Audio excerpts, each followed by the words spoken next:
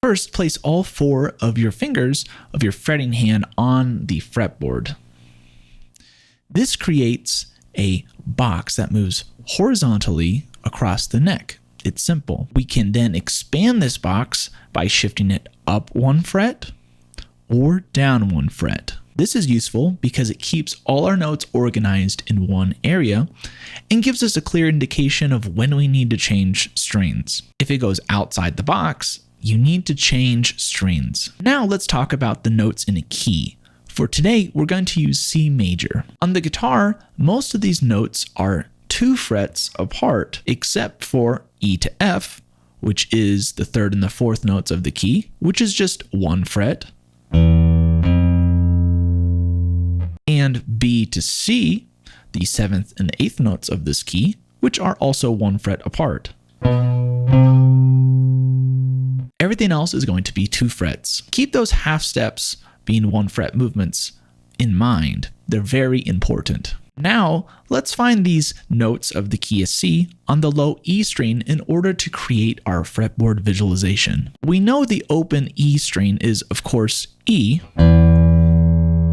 So using our whole step, half step knowledge, we can then find all the notes on this string. So starting on E, the next note is F, there's our half step. The next note after that would of course be 2 frets, G. Next note after that, 2 frets, A.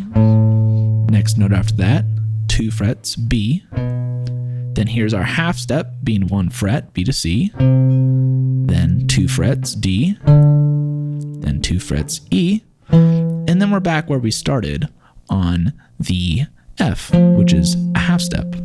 Remember, if you want to challenge yourself, you could do this for every string, not just the E string.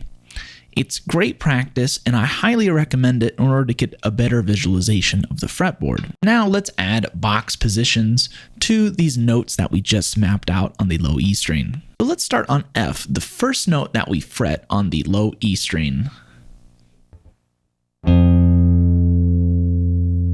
Now place all 4 of your fingers down with your first finger on that F, and then you'll see our box. Remember that all the rules of this box apply, so we could move it up 1 fret, or we can move it down 1 fret, which would be the open string. Now what we're going to do is play the notes of C major, starting on this F, within this box, remembering our rules about when to extend the box and when to change strings. So if we did it for this box, we start on F, the next note is G, so that's 2 frets.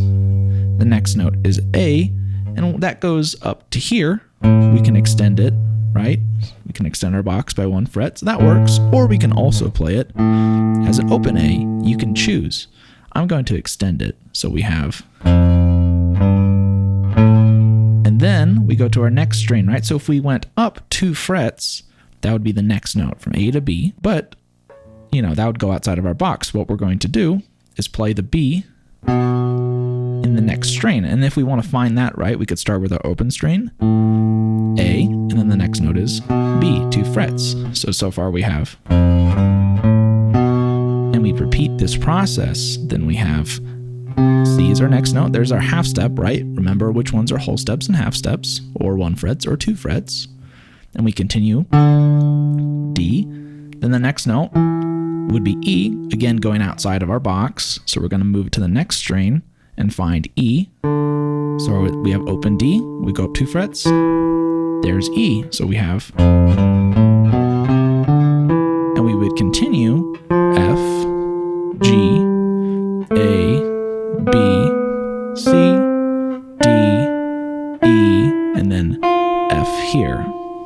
So let's do the same thing, but now starting on G. So instead of F, we're going to go up to G, right? And then let's use our second finger, and we're going to put all 4 of our fingers down, and now we have a new box, and we're going to do the same exact method that we did before. So we go G, the next note is A, the next one after that would be B, but that goes outside of our box, so we're going to move to the next string. And then we're going to continue the same process that we went over before.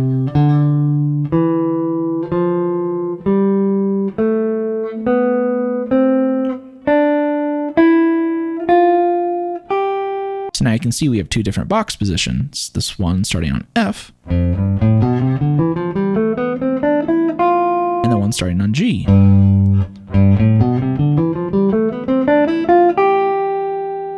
Now I want you to do this process for every note in the key of C. So you would need to do it going on from F, then to G, A, B, C, D, and then E. You might notice that starting on each finger gives us a different box shape. I'd recommend that you start on these fingers first and then try different fingers to get different shapes. So I'd recommend starting on F first, G second, A first, B third, C second, D first, and finally E first. Remember that these are starting points and can be worked on with different fingers. Longtime viewers of the channel might notice that this is a new guitar.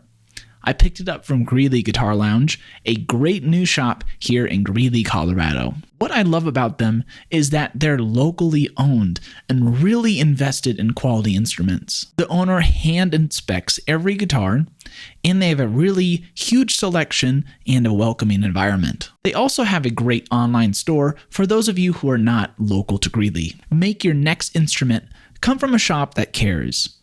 Let's support small, quality local businesses like this one. Now that we have our box positions mapped out on the fretboard, let's practice the notes within them to get a deeper understanding. It's about seeing the shapes and visualizing the notes. So our first exercise, to do this, what we're going to do is find all of one specific note within a box. For example, in our C box, the one starting on C, let's find all the C's within that. So our C box, starting on our second finger, what you would do is find all the C's within that. So we have a C here, a C here, and a C here. And again, you would be able to do this because one, you would work out the box positions like we worked out before, and this is then to reinforce the notes within those positions. Now, let's try to find all the E's, for example. So within this box position, we have an E here, and then an E here. If we went up to another E, that would go outside of our box position, right? Because we can extend one fret up or down. So we only have these two E's in this position. So you would ideally want to do this exercise for every box position and then try to do it for every note. So our second exercise is playing intervals within a certain box position. So for example, let's try doing thirds with our box starting on the note A. So to do this, start on our first note in our box and then skip to the next note in the scale. Repeat this process through this box and you will get the thirds.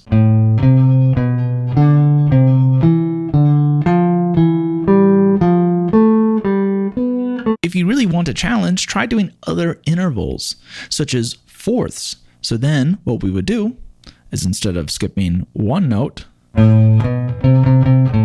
would skip two notes and play that through the box.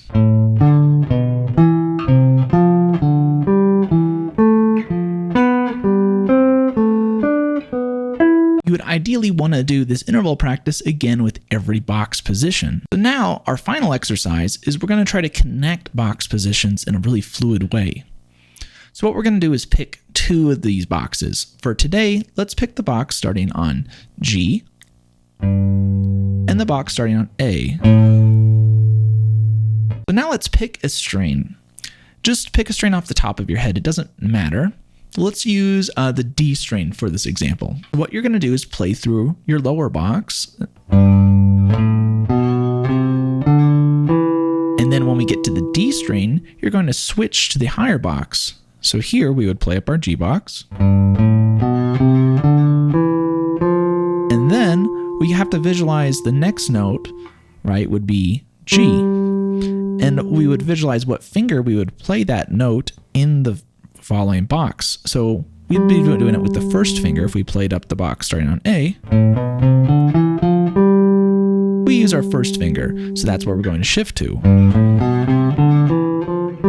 then continue up the box. This can be done going backwards too. So if we did it backwards,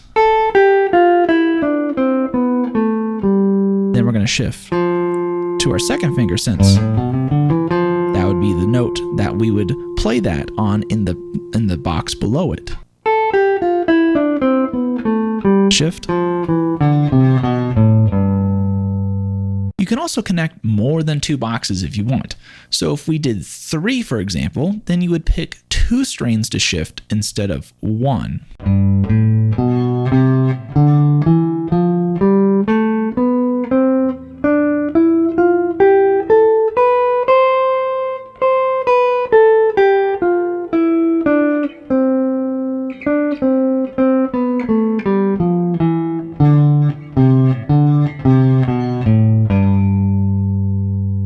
This method of practicing, built around shapes and notes, is incredibly powerful. Practice one box at a time until you're comfortable, and then move on to the next one. You can apply this to every key, major and minor, and even different modes. Make this a part of your practice routine and you will see amazing progress, trust me. Also, as a reminder, you can find all the exercises that we went over in this lesson written out with tab and embedded audio for Guitar Pro on my Patreon, and I'd highly recommend that. Also, for full access members, I'm going to post a bonus video where we dig deeper into some of these exercises to get to know the fretboard better. Also, I want to give a shout out to those Patreon supporters. Without you guys, none of this would be possible, and I truly appreciate your support. All right, thank you all for watching, and I will see you in the next one. Remember to always keep swinging.